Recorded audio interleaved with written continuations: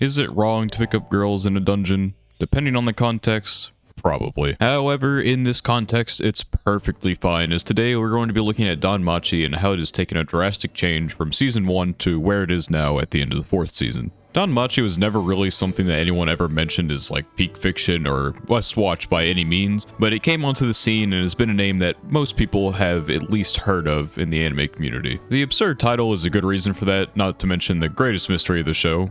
How the hell does that string hold those things up? But also important to its initial success was likely the world that it builds for itself. Viewers are made comfortable as the world is built around different types of mythos from the real world, so there's a little bit of immediate understanding. Another layer of intrigue, of course, is also the dungeon itself. Not even the people in the world of Danmachi truly understand just how deep the dungeon is and what mysteries it really holds. There's a sense of wonder in learning more about this dungeon for the viewer as we get to see the characters we follow interact with new things on a pretty consistent basis. The same sense of wonder can be found throughout all sorts of fantasy, and it's the reason the genre works as well as it does. Even with the worst isekai, there's still a draw to learn about an entirely different world than our own, even if that desire leads to nothing of substance. At first, I thought Danmachi would once again be another anime that failed to make use of an interesting world, but in reality, it just took a little bit of time to find its footing. The first season of Danmachi can be described as such. An anime of all time. Of course, like I just mentioned previously, we are introduced to this brand new world, so there's something to be gained, but that sense of wonder can only take someone so far. At the start, Bell is a pretty typical protagonist. Young and naive, he thinks he can take on the world, and he immediately gets his comeuppance when he's embarrassed, as he needs saving almost immediately. Wasn't really his fault, as a high-level monster got away from the area it was meant to be in, but it still gets to him regardless. He shares the same traits that many other anime main characters have. He's a bit bitch-made, but he can find the confidence in the right situations, and he has, of course, the dream to become a hero. Pretty standard stuff. What sets him apart, at least at the beginning, is that he isn't stupidly overpowered. He does have an ability that allows his level to raise quickly as long as his emotions hold strong and he's inspired, but having the equivalent of an EXP modifier doesn't really make you any stronger in the moment. He still has to work his way up to grow his familia, because at the start, it's just him and Hestia, both with each other as they were desperate for a god-human pairing. And that's what the first season sets out to do, to set a foundation for our character to work with. Unlike later seasons, it's a short burst of multiple arcs as Bell grows his connections, Lily joins as a supporter, Welf is his blacksmith, and other characters like Seer and Ryu become close acquaintances with him. Of course, the end has a climactic battle, but it serves more as entertainment value than anything, as it takes a giant group of adventurers to take down the unexpected floor boss, even if Bell is the one to deal the final blow. Yeah, the movie, it exists, I guess. It's also non-canon, so no need to talk about it.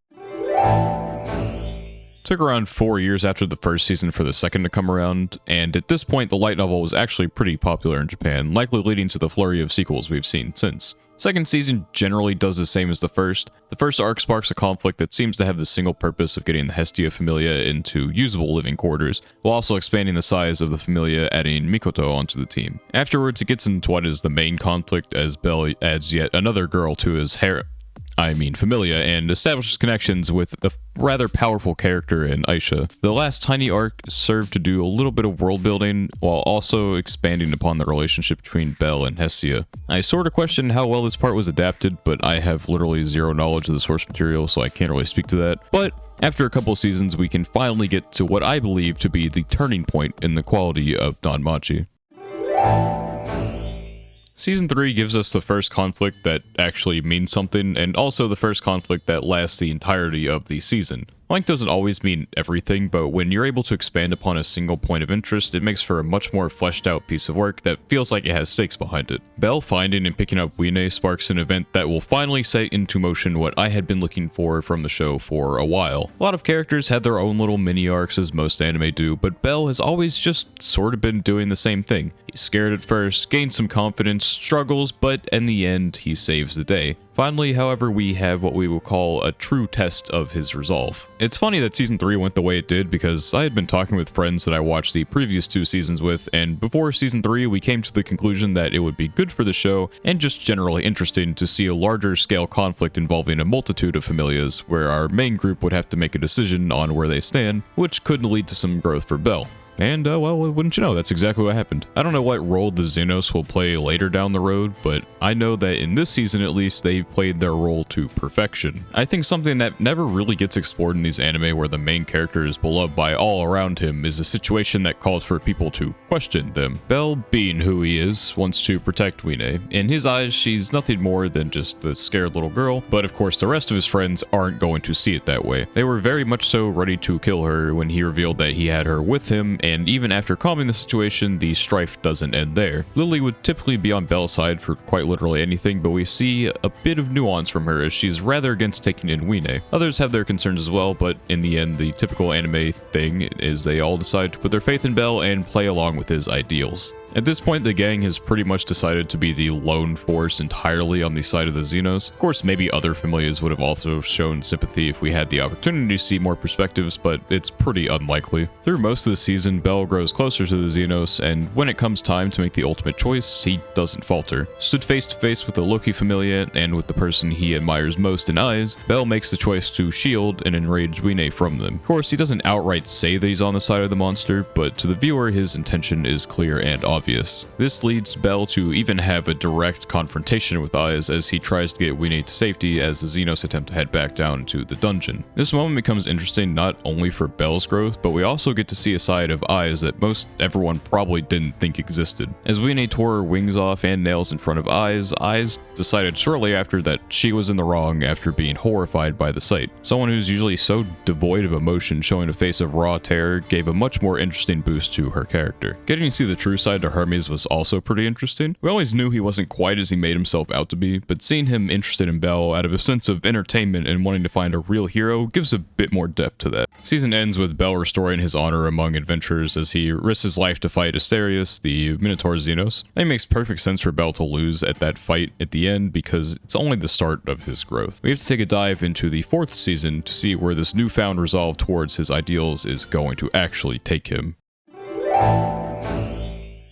A concept I've talked about a few times on the channel is the writing idea of just taking your characters and putting them into a situation to see how they would react. Danmachi has ample opportunity to do this with the dungeon as its setting, and that's what the season strives to do. Everything Bell has been through up to this point gets called on as he goes on the expedition to a part of the dungeon he has never been. Of course, he has this familiar with him, but also people from the connections he's made throughout these past 3 seasons. We're shown as the gang traverses downward that Bell is shown to be very competent and calm, which can't usually be said for him in seasons past. The lower floors are something that hold plenty of unknown for our group, so it's something that brings a lot of viewer interest when we not only get to see Bell be challenged by the unknown, but by the unknown to an extreme degree. I think the anime does a good job of setting up a total sense of despair during part 1. It takes a new move and a lot of effort to take down the evolved monster that the group runs into during the expedition, but that was just to give a sense of scale for how difficult things were going to be in the coming episodes. An already terrifying unknown turns into pure horror as we are introduced to the real challenge Bell's new self is going to need to tackle. The carnage caused by the Juggernaut was already enough to have me question how the cast was going to make it out of the situation alive, but when coupled by Bell and Ryu being thrown down to the 37th floor with the Juggernaut alone, and the floor boss being triggered against the supporting cast, there's nothing but an impending sense of doom. Most people likely wondered if every character was really going to make it out of this alive. Part 2 of the season is where we get things really started and have some great focus on the supporting cast, as Bell at this point is just being tested with no real need to develop any further at the moment in time. The floor boss fight did a great job at establishing that the party is plenty strong, even if they don't have Bell with them. Really, before now, we hadn't seen the other characters do much in the way of fighting, so to see them all up against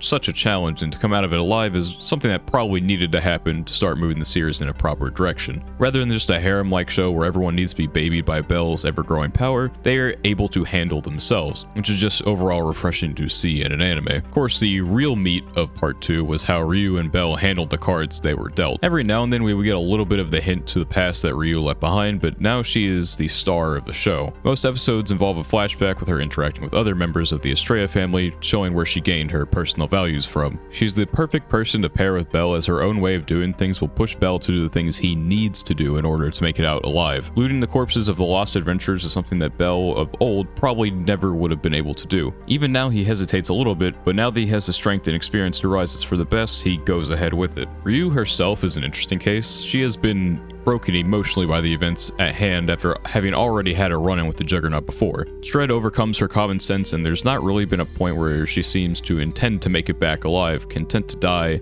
in the same grave as her comrades. All of their struggles build up to their arrival at the Colosseum. Ryu finally finds the point in time where she feels she can sacrifice herself under the guise of it being all for Belle, when in reality she's just looking for an excuse to be done with everything. Belle shatters her expectations and ours when he breaks back into the arena and causes the entire thing to collapse, leading them to that hidden oasis hidden underneath the floor. Taking a quick break from character talk, I want to shout out the opening sequence to the following episode. Seeing Ryu's familia massacred and what they ended up doing to save her was incredibly heartbreaking, but when the music started playing and the true fight against the Juggernaut from her friends began, I could tell the scene was going to be an absolute spectacle. Between the animation, direction, and voice acting, everything about it seemed perfect. The final battle against the Juggernaut was easier than I expected it to be, but I attribute this to the fact that it dropped 10 floors and had to fight everything it came across in the dungeon, so it was probably a bit tired and injured, leaving it a bit more vulnerable in the end. What I did like though was Ryu's monologue during her attack, pretending that her summoned spirits were her friends. She mentions that even deep down she knows it's highly unlikely that anything like that would happen, but it's something she chose to believe in that moment, chose to live on for them, and instead of the hero Belle getting that final blow, Ryu is the one to get the last laugh as she avenges her friends.